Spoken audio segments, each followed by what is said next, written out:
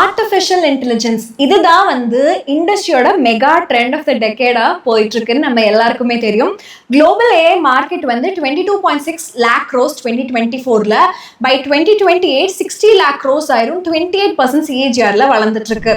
இந்த எஸ்டிமேட்ஸ் கூட சேர்ந்து இந்தியாவுடைய direct AI reach 1.63 lakh crores இருக்கும் 2027ல.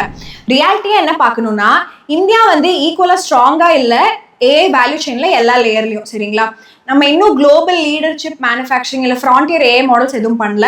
இந்தியா ஏஐ எனேபிள் சேவைகள், system integration, enterprise AI adoption, அதுக்கப்புறம் வெர்டிக்கல் யூஸ் கேசஸ் இதெல்லாம் தான் பண்றோம். இதை புரிஞ்சுக்கணும் அப்படின்னா நம்ம ஏஐ வேல்யூ செயின் என்னன்னு தெரிஞ்சுக்கணும். ஏன்னா ஏஐங்கிறது சாட் ஜிபிடியோ ஒரு சாஃப்ட்வேர் டூலும் கிடையாது. பட் ஏஐ அப்படிங்கிற ஒரு விஷயத்துக்கு பின்னாடி ஒரு இண்டஸ்ட்ரியல் ஸ்டாக்கே இருக்கு. அந்த என்ன ஸ்டாக்னு நம்ம புரிஞ்சுக்கலாம். ரொம்ப பாட்டம்ல வரது தான் செமிகண்டக்டர் எக்யூப்மெண்ட். என்ன மெஷின் டூல் எல்லாம் யூஸ் பண்ணி இந்த சிப் எல்லாம் மேனுஃபேக்சர் பண்றோங்கிறது தான். அதுக்கப்புறம் ஏஐ சிப்ஸ் அண்ட் ஜிபியூ வரும். இந்த இடத்துல NVIDIA டாமினேட் பண்றாங்க. அண்ட் அதை யூசபிளா கம்ப்யூட்டர், ஏஐ சர்வர், ஸ்டோரேஜ், நெட்வொர்க்கிங்லாம் கன்வெர்ட் பண்ணணும். நெக்ஸ்ட் லேயர் என்னன்னு பாத்தீங்கன்னா டேட்டா சென்டர், கிளவுட், அப்புறம் GPU as a சர்வீஸ். இந்த இடத்துல ஏஐ ஒர்க் லோட்ஸ் ஆப்ரேட் ஆகும். இதுக்கு டேட்டா ஸ்ட்ரக்சர் தேவை, infrastructure, cooling systems, high density GPU எப்பவுமே கூலா வச்சுக்கணும். இதெல்லாம் கிரிட்டிக்கலான விஷயம். இதுக்கப்புறம் ஆண்டர்பிரைஸ் சைட்ல என்ன வருது அப்படின்னு பாத்தீங்கன்னா டேட்டா இன்ஃப்ராஸ்ட்ரக்சர் அண்ட் லேபிளிங். இதுதான் ஒரு கம்பெனியோடைய டேட்டாவை ஏஐ ரெடி ஆக்குது.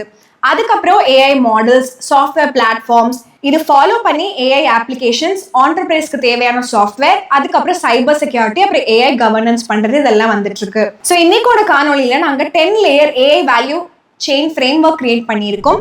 இது ஜஸ்ட் ஏஐ ஆப்பர்ச்சுனிட்டியை எப்படி பார்க்கலாம், apps, models, but entire industrial stack மூலமா எப்படி பார்க்கலாம் அப்படிங்கிறத பார்க்க போறோம். வெறும் ஆப் அண்ட் மாடல்ஸ் கிடையாது. ஸோ இந்த ஃப்ரேம் ஒர்க் படி global AI link opportunity pool 92 lakh crores இருக்கும் 2025ல. பட் எப்பவுமே ஒரு விஷயத்த நம்ம மனசுல வச்சுக்கணும். இது ஒரு சிங்கிள் மார்க்கெட் சைஸ் கிடையாது. இதுல செமிகண்டக்டர் சிப்ஸ், டவுன் ஸ்ட்ரீம்ல இருக்கிற நான் சொன்னேன்ல அந்த லேயர், இதுல எதுல எல்லாம் ரெவென்யூ வருதோ அது எல்லாமே ஒன்னுக்கும் ஒன்னும் ஓவர்லாப்டா இருக்கு அப்படின்னு நம்ம சொல்லலாம். 2030ல இந்த நம்பர் மட்டுமே 269 lakh crores இருக்கும். 25% ஒட்டுமொத்த சராசரி வளர்ச்சி விகிதமா.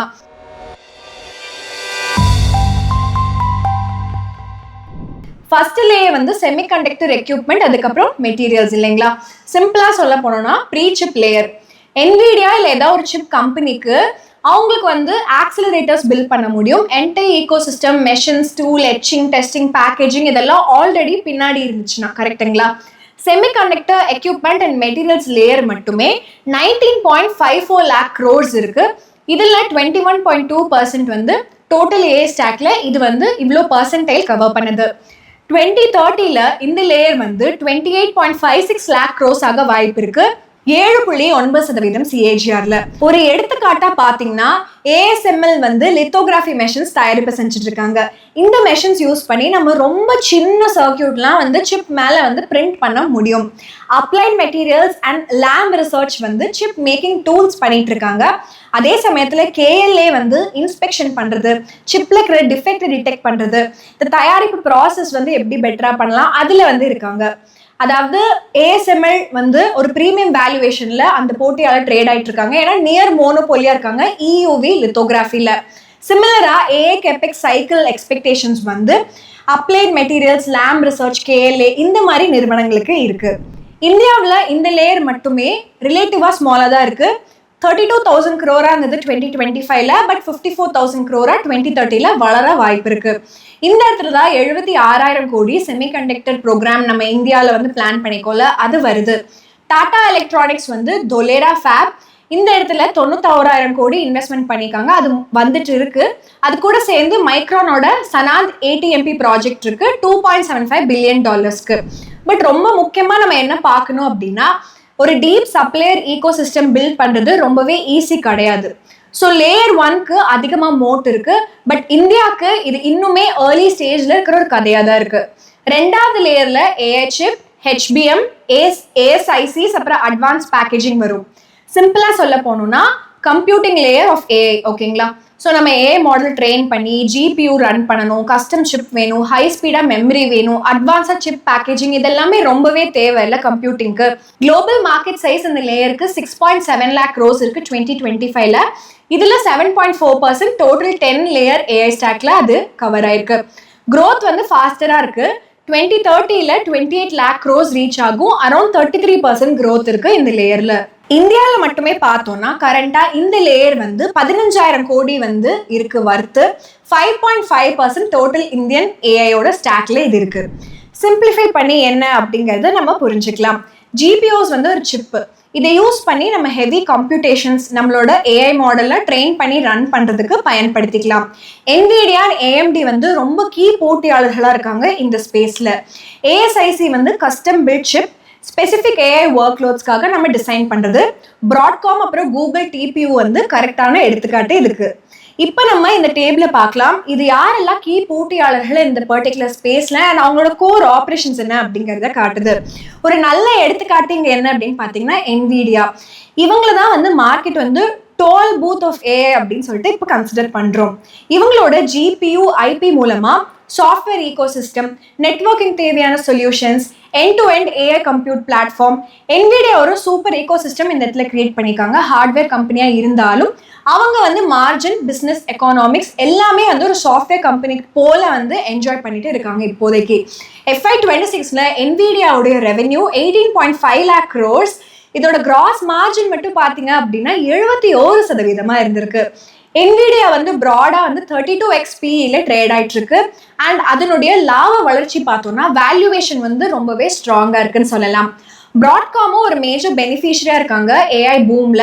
அவங்களோட custom AI chips and networking business மூலமா அவங்களோட ஏஐ செமிகண்டக்டர் ரெவென்யூ $10.8 billion இருக்கு. Q2 FY26ல 143% இயர் ஆன் இயர் வளர்ந்துருக்கு. அண்ட் Q3ல கம்பெனியோடைய ஏஐ செமிகண்டக்டர் ரெவென்யூ $16 billion வளர வாய்ப்பு இருக்கு. இப்போ நம்ம இந்தியாவை பத்தி பேசணும்னா டைரக்ட் ஈக்குவலண்ட் NVIDIAவோடது இங்க இன்னும் இல்லை. இந்தியாவோட ரோல் வந்து கரண்டா இன்னும் ஸ்ட்ராங்கரா இருக்கு. செமிகண்டக்டர் அசம்பிளி, சிப் டிசைன் பண்ற சேவைகள், எம்பெடட் இன்ஜினியரிங்ல. சில எக்ஸாம்பிள்ஸ் பார்த்தீங்கன்னா Tata electronics, Micron India, CG power, Kaynes technology, அதுக்கப்புறம் நெட்வெப் டெக்னாலஜி, இவங்கெல்லாம் தான் இந்த இடத்துல இருக்காங்க. முதலீடு பண்ணணும் அப்படின்னா சிம்பிள் டேக்அவே நம்ம இதுல இருந்து என்ன எடுத்துக்கலாம்னா ஏஐ சர்வர் அசம்பிள் பண்றதுக்கு சில நிறுவனங்கள் இருக்காங்க. அவங்களும் ஏஐ பெனிஃபிஷரியாக வாய்ப்பு இருக்கு. But same level of moat and margin இந்த சப்ளை இருக்காங்கல்ல NVIDIA மாதிரி அது வர்றதுக்கு ரொம்பவே கஷ்டம். அடுத்த மூன்றாவது லேயர் என்னன்னா ஏஐ சர்வர்ஸ், ஸ்டோரேஜ், அதுக்கப்புறம் நெட்வொர்க்கிங் பண்றது தான். சிம்பிளா சொல்லணும்னா லேயர் 3 வந்து இந்த சிப்ஸ் இருக்குல்ல லேயர் 2ல, அதாவது இந்த செமிகண்டக்டர் சிப், அது எல்லாத்தையும் யூசபிள் ஏஐ கம்ப்யூட்டர் மாத்துறது தான். இது வந்து GPU, server, storage, high speed ஸ்விட்ச், இது எல்லாமே வந்து ஏஐ கிளஸ்டரை கம்ப்ளீட் பண்றதுக்கு பயன்படுத்துறாங்க. ஒரு மாடல் வளர வளர நெட்வொர்க்கிங் ரொம்பவே முக்கியம், GPU முக்கியம். பிகாஸ் GPU இல்லைன்னா நம்மளால ஹை ஸ்பீட்ல கம்யூனிகேட் பண்ண முடியாது அண்ட் என்டையர் ஏஐ கிளஸ்டர் வந்து எஃபிஷியண்டா ஆப்ரேட் பண்ண முடியாது. இந்த லேயர் மட்டுமே almost 20% total AI stock contribute பண்ணுது. 2030ல பார்த்தோம்னா இந்த இடம், இந்த லேயர் மட்டுமே 80.43 lakh crores இருக்கும். Around 34.3% CAGR. இந்தியா இந்த லேயர்ல கரண்டா வந்து 41,000 crore வர்த்தா இருக்காங்க. 15.1% இந்தியாவுடைய ஏஐ ஸ்டாக்ல இந்த லேயர் தான் வருது. நீங்க பாக்குற மாதிரியே இந்த டேபிள்ல இந்த லேயர் வந்து நிறைய காம்பனன்ட்ஸ் என்னெல்லாம் இருக்கு அப்படிங்கிறது தெரியுதுங்க. ஏஐ சர்வர்ஸ்ல நிறுவனங்களான டெல், லெனோவா ரொம்பவே கீ போட்டியாளர்களா இருக்காங்க. நெட்வொர்க்கிங்ல நிறுவனங்களான பிராட்காம், சிஸ்கோ வந்து ரொம்பவே இம்பார்ட்டன்டான ஒரு இடத்துல இருக்காங்க. இந்தியால லேயர் 3 வந்து ஒரு ப்ராக்டிக்கல் ஆப்பர்ச்சுனிட்டியா இருக்கு லேயர் 2-வை விட. ஏன்னா GPU IP பில்டு பண்றதுங்கிறது ரொம்பவே டிஃபிகல்ட். பட் சர்வர் இன்டெகிரேட் பண்றது, ரேக் அசம்பிளி பண்றது, ஆண்டர்பிரைஸ் ஏஐ இன்ஃப்ராஸ்ட்ரக்சர் கொடுக்கறது, இதெல்லாம் ரிலேட்டிவா அச்சீவபிளா இருக்கிற விஷயங்கள். இந்தியாவில் நெட்வெப் டெக்னாலஜி வந்து ஸ்ட்ராங்கஸ்ட் லிஸ்டட் ப்ராக்ஸியா இருக்காங்க. பர்டிகுலரா இந்த லேயர்ல பார்த்தோம்னா FY26ல ரெவென்யூ இந்த ஏஐ சிஸ்டம்ஸ் பிசினஸ்ல 460% வளர்ந்திருக்கு இயர் ஆன் இயர். அண்ட் 43.4% இந்த நிறுவனத்துடைய டோட்டல் ஆப்ரேட்டிங் ரெவென்யூக்கு கான்ட்ரிபியூட் பண்ணிருக்கு. மேனேஜ்மெண்ட் வந்து 35 to 40% ரெவென்யூ growth இருக்கும் FY27ல கைட் பண்றாங்க. மீதி இந்தியா லிங்க் பிளேயர்ஸ் இந்த E2E நெட்வொர்க் ஸ்பேஸ்ல இருக்கவங்க டிக்சன் டெக்னாலஜி, அதுக்கப்புறம் Kaynes technology. But valuation risk வந்து ரொம்பவே ஹையா இருக்கு இந்த பர்டிகுலர் லேயர்ல பார்த்தோம்னா. நல்ல எடுத்துக்காட்டு என்னன்னா சூப்பர் மைக்ரோ கம்ப்யூட்டர். ஓகேங்களா, நிறைய பீரியட்ஸ்ல ஸ்ட்ராங் ஏஐ சர்வர்ஸ் டிமாண்ட் இருக்கும். கம்பெனிஸ் இந்த மாதிரி என்ன பண்ணுவாங்கன்னா ஷார்ப் ரீரேட்டிங் பார்ப்பாங்க. பட் க்ரோத் சடனா வந்து ஸ்ட்ராங்கா இருக்கிற மாதிரி தெரியும். பட் மார்ஜின்ஸ் வந்து ஏதாவது ப்ரெஷர்ல வந்துச்சு, இல்லை சப்ளை செயின் வந்து இஷ்யூஸ் ஏதாவது வந்தது அப்படின்னா சேம் ஸ்டாக்ஸ் வந்து சீக்கிரமா டீரேட் ஆகவும் வாய்ப்புகள் இருக்கு. ஸோ லேயர் 3 வந்து ஒரு ஸ்ட்ராங் ஆப்பர்ச்சுனிட்டியாக இருக்கும் இந்தியாவுக்கு.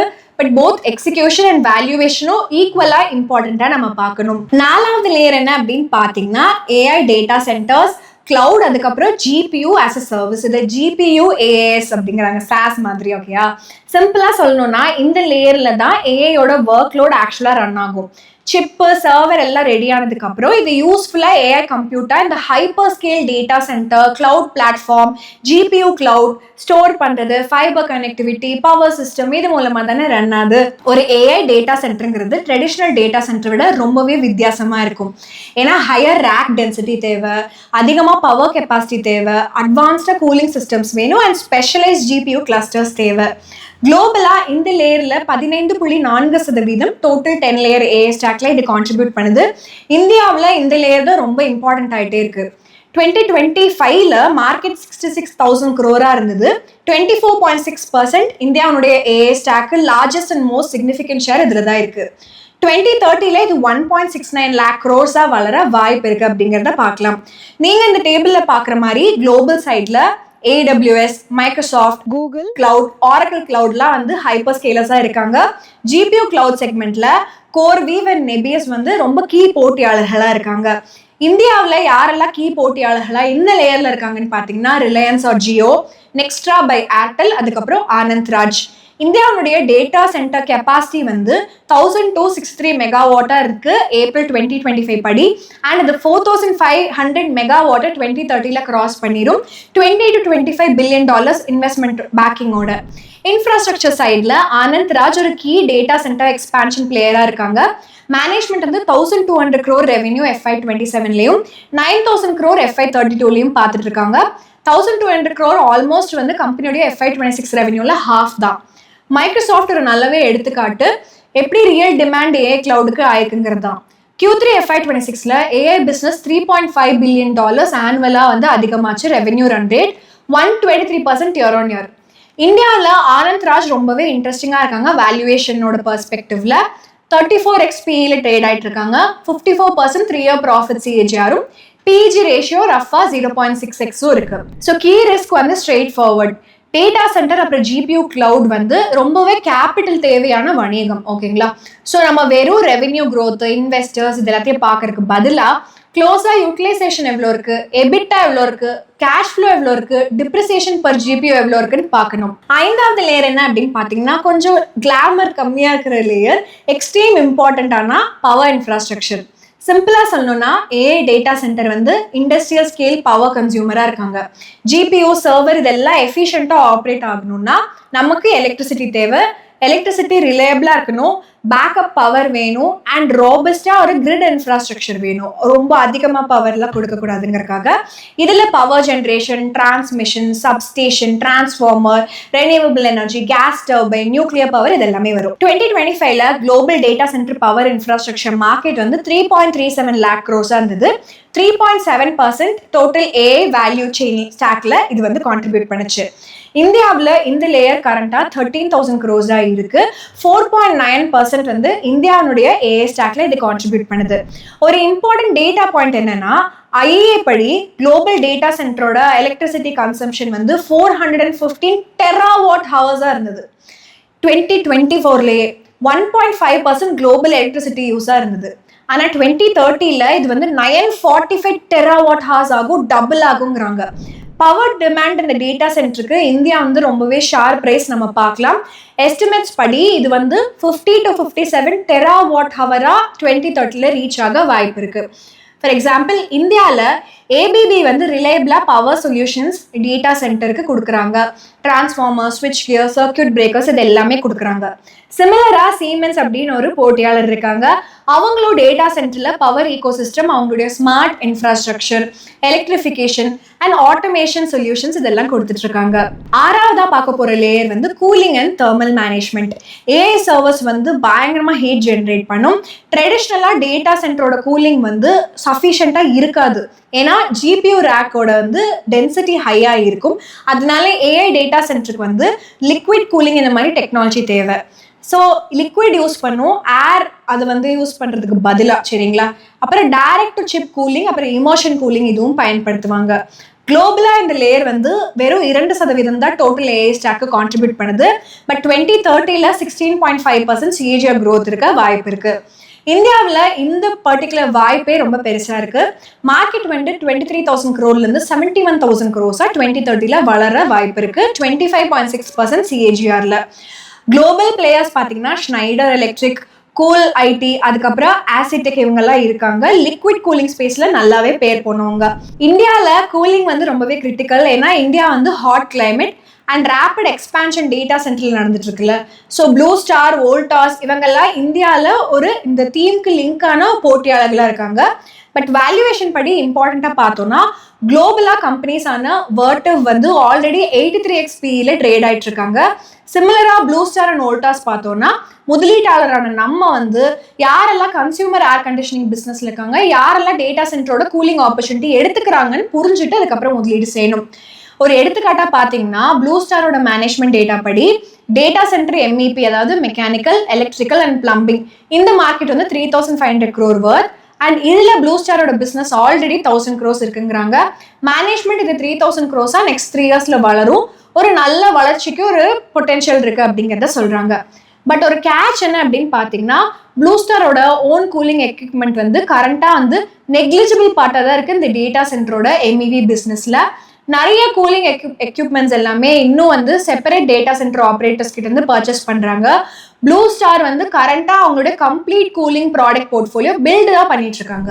7வது லேயர் என்ன அப்படின்னு பார்த்தீங்கன்னா டேட்டா இன்ஃப்ராஸ்ட்ரக்சர், லேபிளிங், அதுக்கப்புறம் மெஷின் லேர்னிங் ஆப்ரேஷன்ஸ்.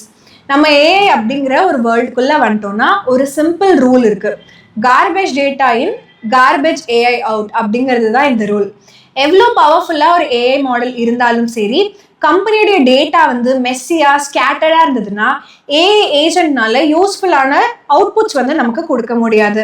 இந்த லேயர்ல தான் டேட்டா லேக், டேட்டா வேர் ஹவுஸ், டேட்டா பைப்லைன், அப்சர்வபிலிட்டி, அதுக்கப்புறம் மாடல் டிப்ளாய்மெண்ட் டூல்ஸ் இது எல்லாமே இருக்கும்.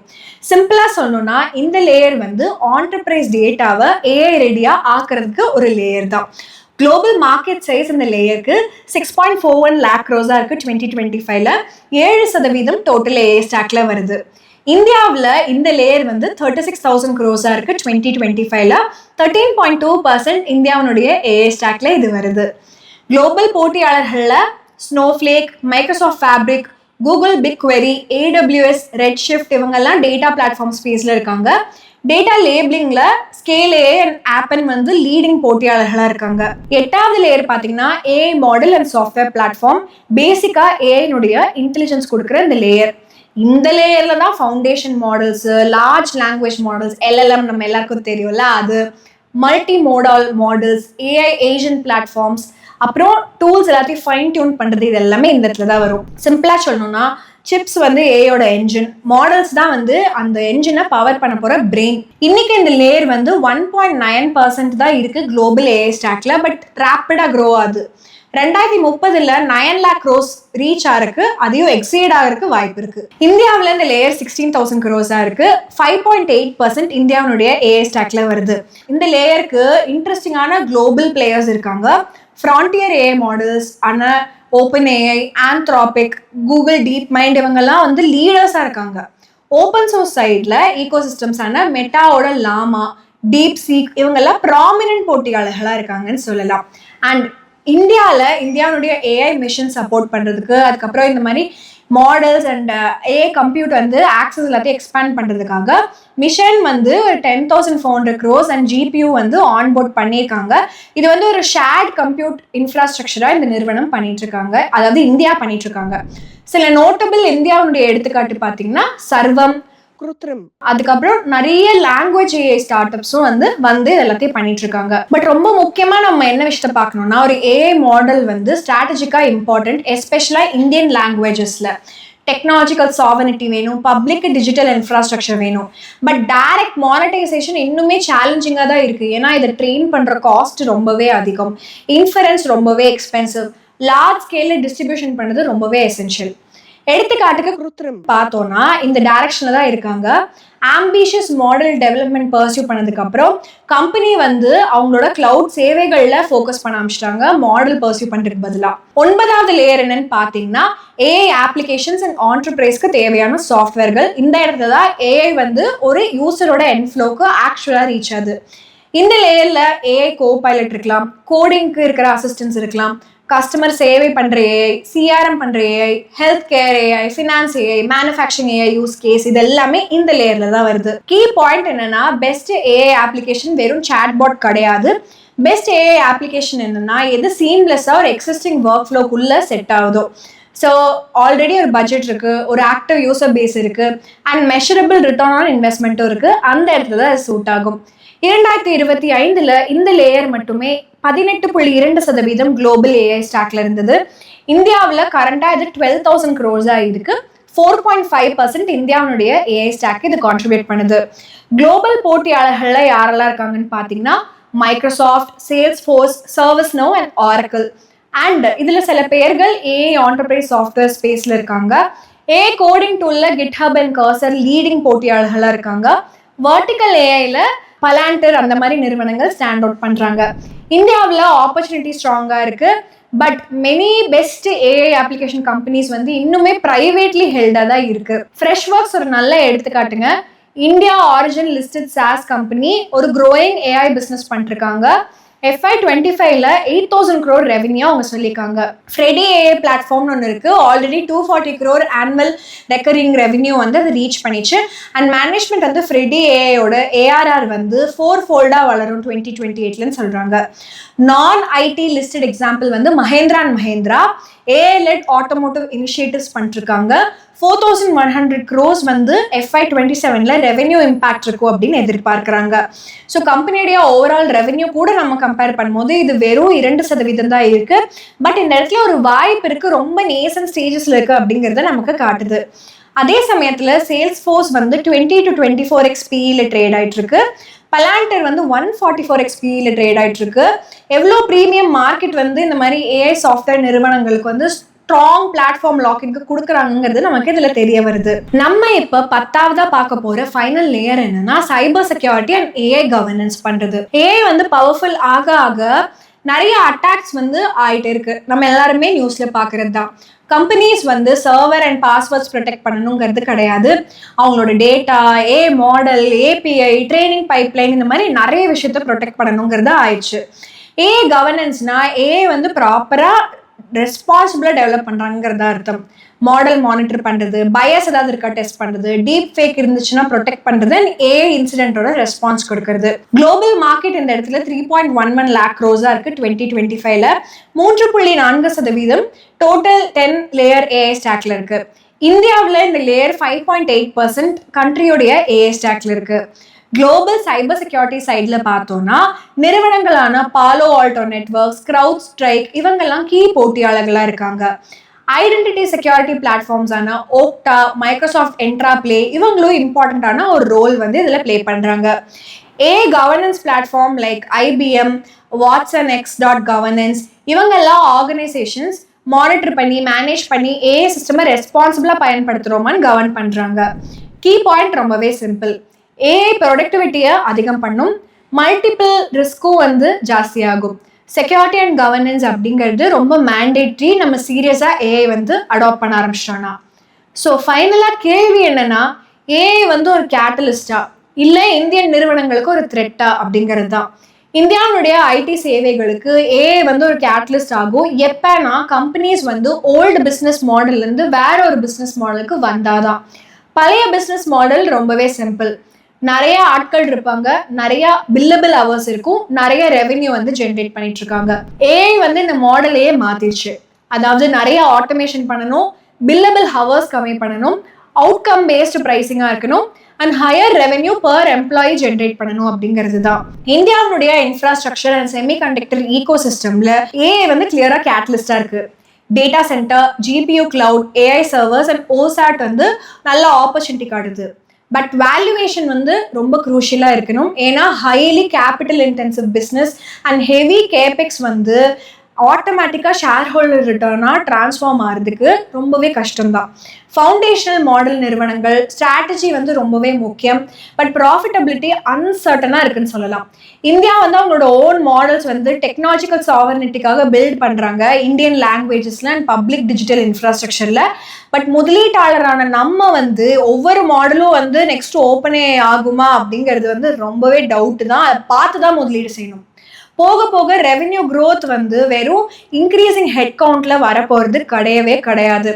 வின்னர்ஸ் இந்த நிறுவனங்கள்ல யாரெல்லாம் சக்சஸ்ஃபுல்லா AI platform, automation, outcome based pricing, AI operation, vertical solutions and mobility சாஃப்ட்வேருக்கு யூஸ் பண்றாங்களோ அவங்களுக்கு மட்டும்தான் கிடைக்குங்க. சரி, மறக்காம கமெண்ட் செக்ஷன்ல நீங்க எந்த இம்பார்ட்டன்ட் ட்ரெண்டை இந்தியா வந்து இந்த ஏஐ வேவ்ல பார்க்கணும்னு நினைக்கிறீங்களோ அதை கமெண்ட் செக்ஷன்ல சொல்லிடுங்க. அண்ட் எந்த இந்தியன் நிறுவனம் வந்து ஒரு எக்ஸப்ஷனல் வின்னரா இந்த ஏஐ ட்ரெண்ட்ல எமர்ஜ் ஆகும்னு நீங்க நினைக்கிறீங்களோ அதையும் கமெண்ட் செக்ஷன்ல சொல்லிடுங்க. அண்ட் எப்போவுமே ஞாபகம் வச்சுக்கோங்க, நம்ம சொல்கிற எல்லா விஷயங்களுமே உங்களோட எஜுகேஷனல் பர்பஸ்க்காக தான். இது பை ஆர் செல் ரெக்கமெண்டேஷன் கிடையவே கிடையாது. உங்களோட ஓன் ரிசர்ச்சை பண்ணிட்டு உங்களோட இலக்கு என்னன்னு தெரிஞ்சுட்டு அதுக்கு ஏற்ற மாதிரி முதலீடு முடிவுகளை எடுத்துக்கோங்க. இன்னும் ஒரு அருமையான காணொலியில் நம்ம எல்லாரும் சந்திக்கலாம். அது வரைக்கும் நன்றி, வணக்கம்.